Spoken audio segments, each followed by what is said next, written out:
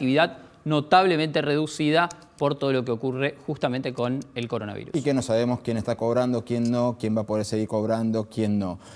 Para esto vamos a charlar con Mauro González. Él, además de empresario textil, es el presidente del Centro Estratégico para el Crecimiento y Desarrollo Argentino. Mauro, buenas noches.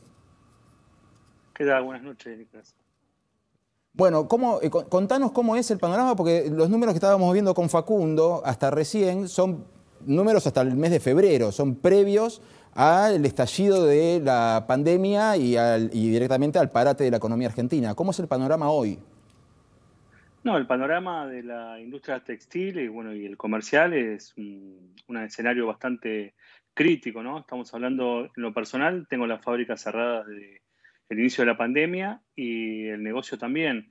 Y la realidad es que, salvo el sector que está hoy por hoy produciendo para el servicio sanitario, no hay posibilidad de que se reactive, por lo menos en lo inmediato, el sector textil. Entendemos y sabemos que es una situación de economía de guerra, pero hoy más que nada nos está preocupando la economía de la posguerra. ¿Qué va a pasar después que culmine la cuarentena? Porque sabemos y entendemos que esto se va a ir dinamizando de a poco. El gobierno ha hecho muchos esfuerzos desde lo que ha sido la implementación del crédito de 24% para lo que se refiere a los salarios. Nosotros creemos y es más importante que sea mucho más factible en tener una tasa más acorde en esta situación, pero encontramos una dificultad, un cuello de botella, algo concreto, que son los bancos.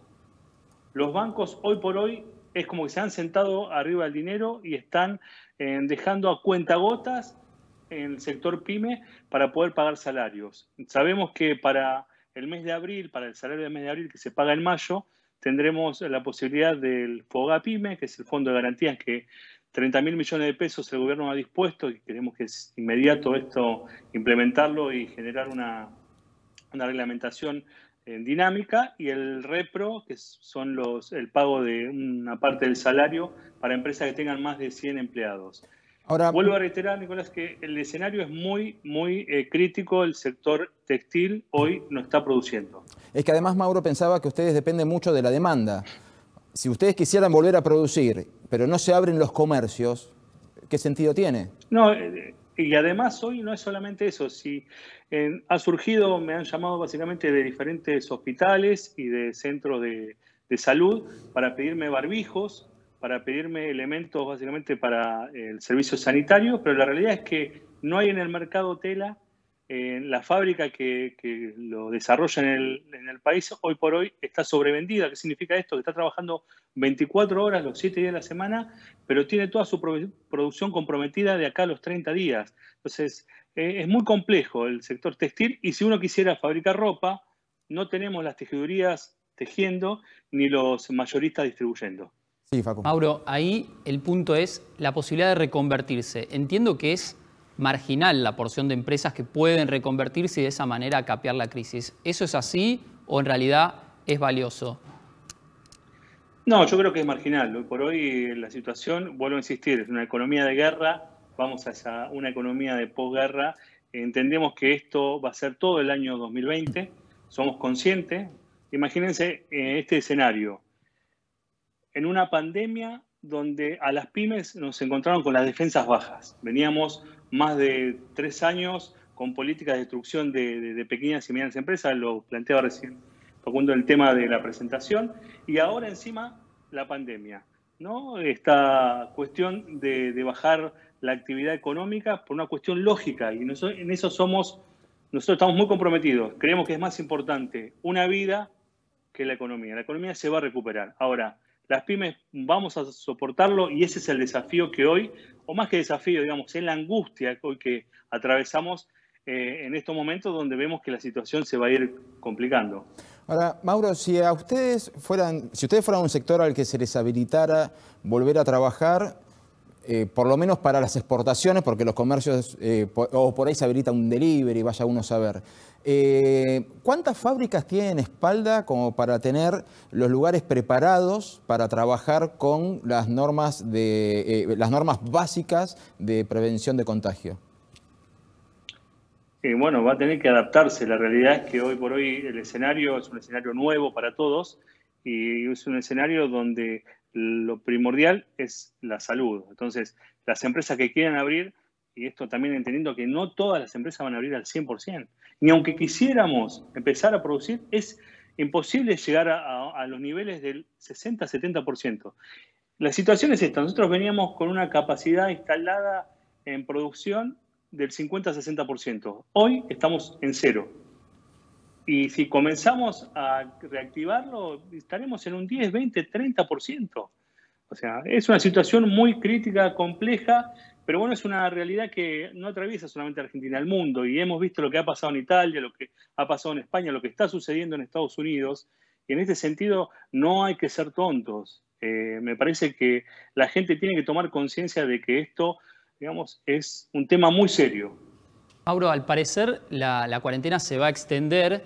¿Ustedes cuánto tiempo pueden resistir sin actividad o con una actividad reducida al 30% como mencionás? Nosotros, en lo particular, podemos estar soportando 30, 60, 90 días como mucho. Hay empresas que ya ni 30 días pueden soportar, por eso me parece que las herramientas que ha anunciado el gobierno son fundamentales en este proceso. Lo que vuelvo a reiterar, el rol de los bancos, me parece que no están a la altura de las circunstancias cuando estamos planteando la necesidad de que dinamicen los créditos, que sean automáticos. El dinero está, el Estado, el gobierno ha decidido emitir, van a hacer frente, digamos, a esta situación. ¿Por qué se genera un cuello botella en el sistema financiero? Bueno, ahí... Si el sistema financiero no es ajeno a esta situación. Claro, ahí, Mauro, todas las pymes coinciden que son solo 2 de cada 10 las que pueden acceder a ese tipo de financiamiento, por lo menos por ahora, y que resulta difícil porque los bancos obviamente tienen el dato de que muchas empresas están con peligro de quiebre. Entonces, por ahí también pasa la discusión, digamos, ¿quién avala esos créditos con empresas que quizás no vuelvan a vender hasta mayo, junio o incluso hasta el segundo semestre, ¿no?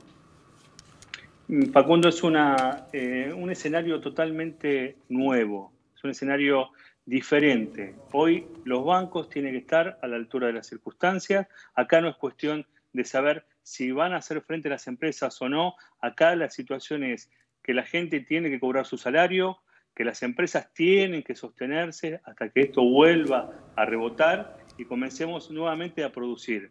Esto es un escenario totalmente diferente. Vuelvo a insistir en el tema de que es una economía de guerra y tenemos que prepararnos también para una economía de posguerra. Ahora, Mauro, si vos decís que tienen para resistir 30, 60, 90 días dependiendo de la empresa, y estamos hablando de una proyección de cuarentena de 30, 60 días, nadie habla de 90, y recién ahí empezaría a abrirse los comercios, la rueda tardaría mucho en reactivarse, ¿serían muchas más las empresas que podrían llegar a caerse en el camino? Sí, inevitablemente, digamos, es una realidad. Me parece que en este sentido el gobierno está aplicando medidas. A ver, uno dice, es tanta la demanda que aquello que el gobierno anuncie va a ser insuficiente. ¿Por qué? Porque la verdad que es una situación extrema. Ahora, la realidad que en cuestión es, las empresas, ¿cuánto más van a poder sostener sin que no esté el Estado presente en el sector privado? Y este es el nuevo paradigma. O sea, hoy por hoy los empresarios estamos pidiendo que el Estado esté presente. Es una realidad y hoy el Estado está presente porque se están generando políticas para el sostenimiento del empleo. Hay 2 factores que son fundamentales hoy. El sostenimiento del empleo y que no se corte la cadena de pago. ¿Y ahí qué pasa con los bancos entonces? ¿Lograron tener diálogo directo con los bancos o con el gobierno como intermediario para que los bancos accedan finalmente a liberar parte de sus activos para justamente prestarle a las pymes? Ahí yo no creo que sean sus activos, Facundo, porque es nuestros activos que están dentro del banco que administran. Claro. Pero bueno, la realidad es que ellos quieren, digamos, a ver, el gobierno intervino, hizo una fuerte gestión con la banca y la banca recién esta semana comenzó aquí en Capital, en Gran Buenos Aires, a generar esta dinámica, o sea, que sea inmediato el crédito hacia el sector productivo, hacia la pyme. ¿Por qué? Porque hace una semana atrás iba la pyme, pedía por teléfono el home banking el crédito y le decía, no, me tenés que mandar los últimos 2 balances. O sea, una locura. O sea, en esta situación es una locura. Hoy tiene que ser inmediato. ¿Cuál es tu nómina salarial? te doy un crédito para que este mes lo tengas cubierto. O sea, nosotros decimos, hay que tomar un crédito para pagar aquello que no estamos vendiendo. Bueno, entendemos y somos conscientes que es una realidad extraordinaria.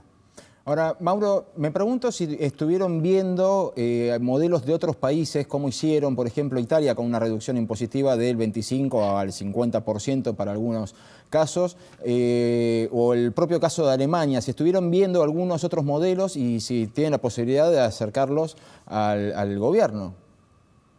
Sí, la realidad, Nicolás, es que Italia, Alemania, Francia, hasta mismo España, estamos hablando de países del primer mundo con un resto que hoy no tenemos.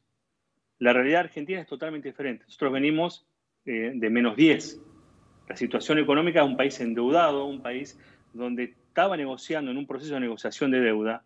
Es diferente la predisposición que hoy el gobierno puede hacer frente a la situación económica.